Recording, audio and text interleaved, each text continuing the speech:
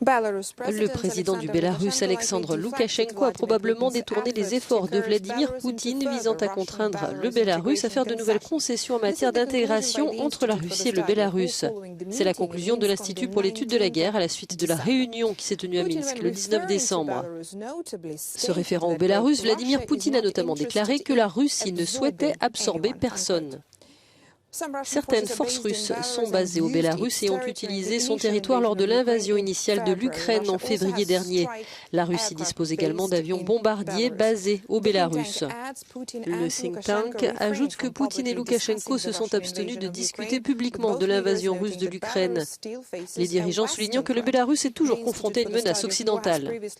L'Institut pour l'étude de la guerre estime que Loukachenko utilise la rhétorique de la défense des frontières biélorusses contre l'Occident et l'OTAN dans le but d'éviter de participer à l'invasion russe de l'Ukraine. Le groupe de réflexion continue d'estimer que la participation du Bélarus à la guerre de la Russie contre l'Ukraine reste improbable.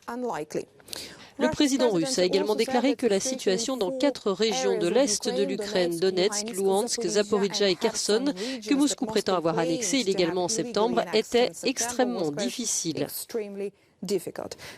Les forces ukrainiennes ont continué à frapper les concentrations de forces russes dans les zones arrières de l'oblast de Zaporijjia, alors que les forces russes continuent à renforcer et à établir des défenses dans la région. À Kherson, les responsables ukrainiens ont indiqué que les forces russes retiraient certains éléments des zones situées le long de la rive est du Dniepr.